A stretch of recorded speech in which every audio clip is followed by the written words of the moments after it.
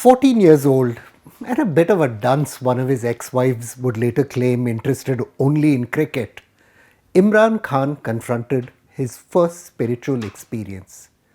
Pirji, his mother's religious advisor, had arrived to offer prayers and guidance for the boy. The woman was sitting on the floor with three or four of her disciples, her head covered by a chador. Imran later recalled, "She never looked up at me. I never saw her face." Though PG miraculously divined that Imran had been evading Quran classes to play cricket, she proclaimed the boy would turn out all right. Though he did not know it then, the veil Imran stared into was the beginning of a long ideological journey and a metaphor for his own destiny. For months now, the city of God that the cricketer turned Prime Minister promised to build has been disintegrating in front of his eyes, torn by storms he himself unleashed. The Pakistan government is struggling to salvage an International Monetary Fund bailout Imran blew up during his last months in office. The jihadists he patronized are bringing the state to its knees. Even though Imran ought to have been discredited by this downfall, he remains Pakistan's most charismatic politician and confident he can actually capitalize on the chaos in early elections he hopes to be able to force. To understand where Pakistan is actually headed, it is critical to understand the complex inner world of Imran Khan.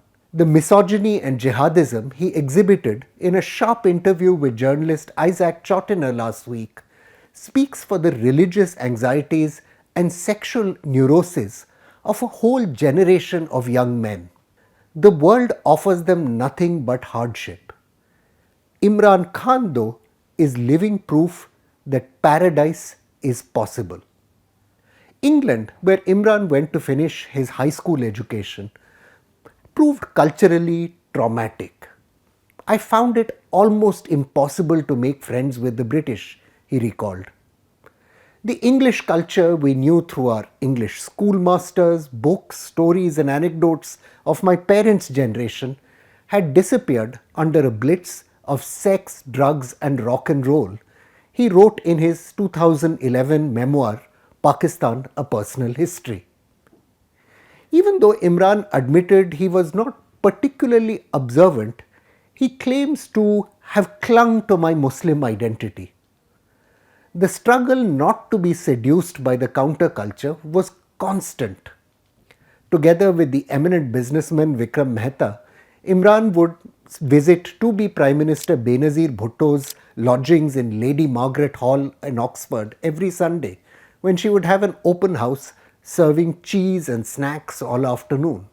Former lover Christiane Backer, MTV presenter, author and celebrity convert to Islam, revealed in her memoirs that the contest between the zeitgeist and Imran's inherited culture was somewhat more colourful than this cheese and biscuit story.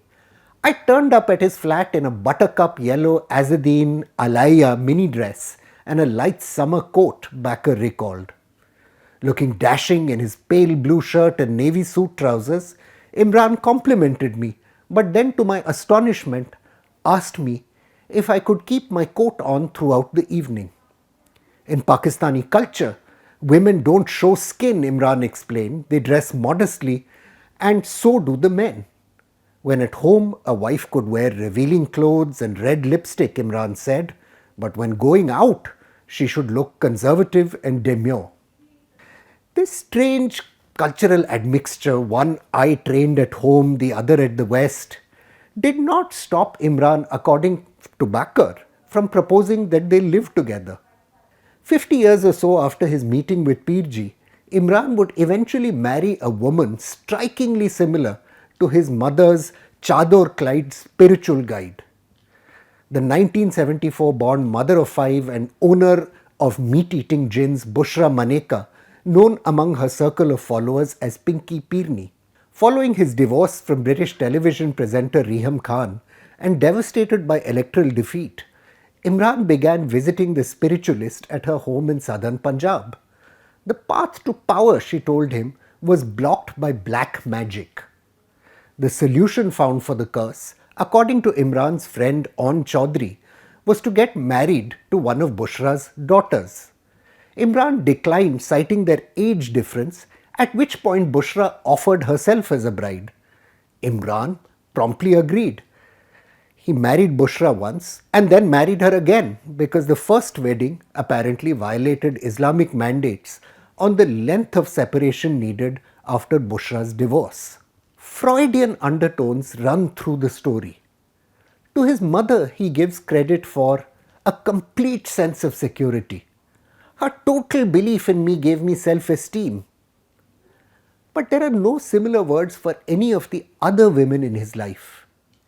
Even his God, anchored in the folk practice of seeking a spiritual guide, drew on his mother's beliefs. Though religious, Imran's father saw no need for peers and other religious paraphernalia. Even as Imran dated Bakr, he had begun to demonstrate a deep interest in Islamic theology. He had no time for mere personal opinions, she observes. What mattered to him was the word of God. Like many new believers, the cricket star became an enthusiastic proselytizer. While we were walking across an icy glacier one day, Bakr recalls, Imran asked us a question. What do you think is the purpose of life? Life is a test and at the same time a seedbed for our future lives in eternity, Imran explained, not satisfied with his Western friend's answers. After his tempestuous marriage to the aristocratic London socialite Jemima Goldsmith and a painful divorce, Imran hoped to buttress his credentials at home by marrying a more suitable Pakistani bride. Even though the Riham Imran Khan marriage made it to fashion magazines, the public reception was a bit frosty. Imran was assailed for celebrating the wedding even as the families of 132 children killed in a terrorist attack on a Peshawar school in 2014 were still in mourning. You were busy getting married without doing anything about my child, an angry mother shouted when the couple visited Peshawar. Families put marriages together, Imran told Chotina. This was not true of any of his own marriages, though.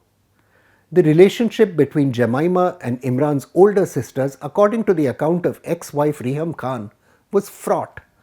The sisters did not attend his wedding with Riham either. Imran's interest in jihadism surfaced at around the same time as he was dating Bakr. He attended a fundraising reception for the Afghan Mujahideen in 1983, held perhaps ironically at the five-star Cafe Royal Hotel on London's Regent Street. This was to be the beginning of his lifelong support for jihadists. A Saudi billionaire who had sacrificed a life of luxury to fight for the Afghan people was one who drew particular admiration, recalled in his 2011 book. He was Osama bin Laden. Later, as Prime Minister, Imran would call bin Laden a martyr. The slogan of jihad is not always raised out of religiosity, but often due to an attraction to war, something that transforms ordinary men into superheroes, scholar Maliha Afzal has perceptively observed. Imran's own armchair five-star jihadism was part of the same aesthetic as his sporting success, a signifier of masculinity and virility that his young male followers aspired to. Farhat Khan, also known as Farah Gogi, exemplified the kinds of redemption that piety could bring. Forced to earn a living by dancing at parties, Farhat Khan rose to a position of extraordinary power and wealth in Imran's court because of her involvement in Bushra's religious activities. Together with her husband Ehsan Jamil Gujjar, Farah moved into Imran's home. Living in contemporary Pakistan in a globalized world is not very different from living under the colonial masters.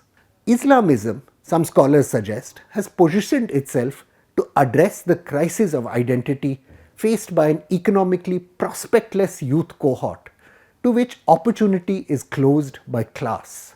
Imran also, however, sustained a credulous attachment to folk Islam. Following his first retirement from cricket in 1987, Imran visited a mystic who he describes as having piercing eyes and a happy face. The mystic apparently knew the name of Imran's sisters, which he thought was evidence of miraculous powers, since he did not look like the type of person who would be into cricket. The relationship with his veiled wife, Reham has noted, emerged from a long standing obsession with the occult. Among them, the belief that rubbing black lentils into his own genitals would somehow ward off evil. Imran's Sufism, like his jihadism, did not exist in a vacuum. Following 9/11, scholar Muhammad Suleiman records, the military regime of General Pervez Musharraf politicized traditional Sufi orders, using them as a counterweight to Salafi jihadist theology.